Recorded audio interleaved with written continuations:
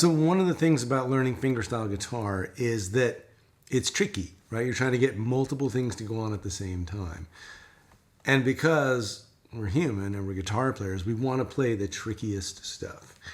But if you're trying to learn a complicated thing, especially from tab, you can get really into the weeds of like, oh, this thing happens and this thing happens and I got to play this chord and I got to grab this stuff. And you end up being able to kind of play a piece that's tricky but doesn't really feel that musical. So the solution to this is to work on your groove. But that's one of those things that's really easy to say and really hard to offer any concrete advice about. I have this new record of solo fingerstyle guitar instrumentals that I've just put out, and so I'm practicing these pieces.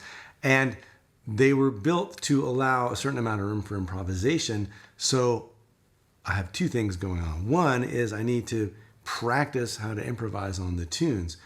And the second thing is making sure that the tunes feel in the pocket, like they're grooving and like they feel solid and grounded in terms of the time.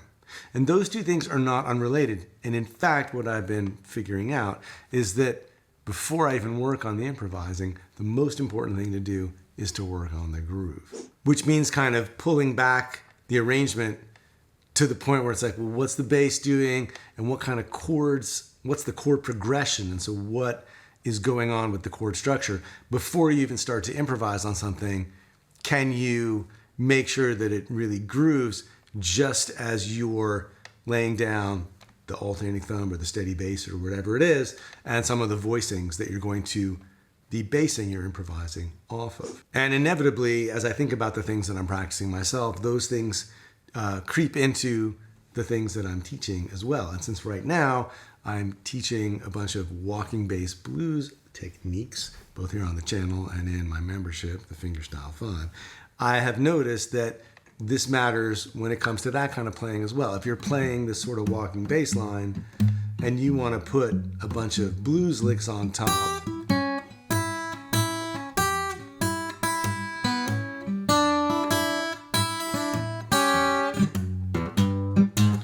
before you can do that, you need to make sure that the groove is completely grounded.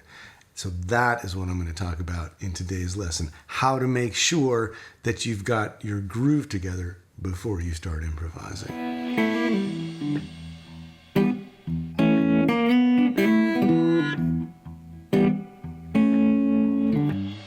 Now, if I had to sum up the whole idea of what I'm here to teach today, it would be make sure that every eighth note has a job. So if you're playing a walking bass line, you're basically playing on all the downbeats, on 1, 2, 3, and 4.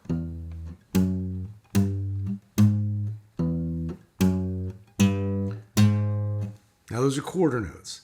And you don't even begin to feel what kind of eighth note feel you have until you have some eighth notes. You don't know if you have swing eighth notes or straight eighth notes or a shuffle feel or what, until you start to have something happening on the offbeats. Now, if you're playing single note licks, that starts to tell you something because it's eighth notes. Swing eighth notes versus straight eighth notes. And if you put swing eighth notes over that quarter note bass, you'll have that swing feel.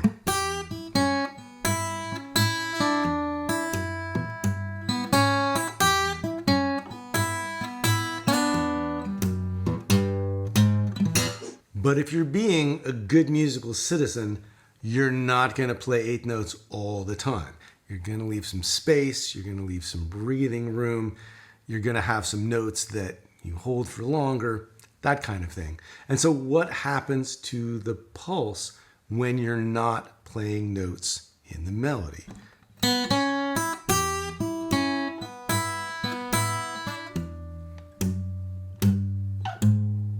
Right?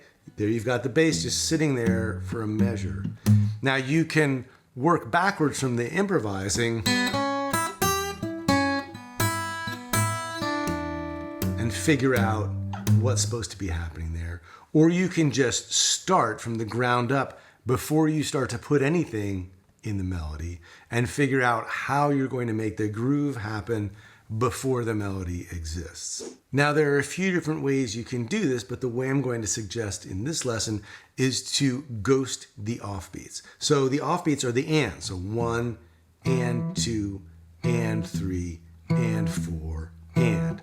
And to ghost them means to play them as, not a complete note. So if you just rest, say, your index finger across the top 4 or 5 strings while you're playing a bass line, and don't actually press your finger down to the strings, you'll get this percussive sound that's not really a note.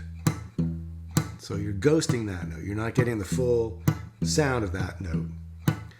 And if you're playing a walking bass line, as you bring these other fingers into the mix to fret these different notes, if you just keep that sort of flat approach across the strings, you can keep picking the 4th string, say, or the 3rd string, or even the 2nd string as you go.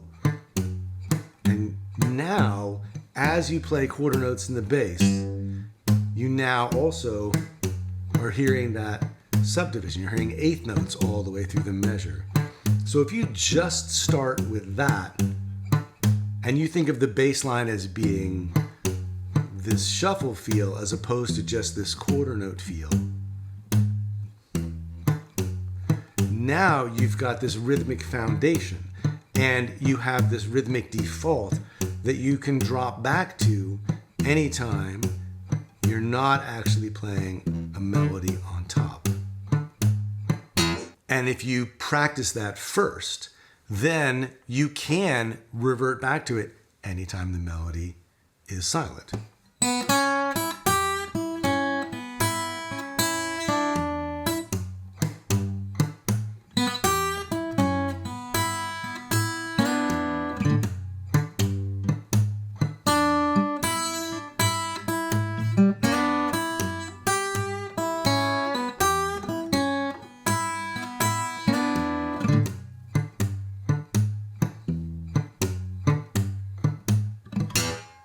That. So it's a really simple idea. It just requires starting from the bottom up, thinking about the groove first, having a way to actually make that groove come out on the guitar, and then using that as your default in between any kind of licks or other melodic statements that you're trying to make. And that's it. Now, this is something that I'm teaching in much more depth inside my membership, the Fingerstyle 5. So if you'd like to learn more about how to play blues with a walking bass line, how to develop your groove, and how to start improvising on the blues, check out the Fingerstyle 5 membership over at fretboardconfidential.com. And if you've got a question or a comment about today's lesson, just leave it down below. I'd love to hear from you. And as always, thanks so much for watching. I'll see you next time.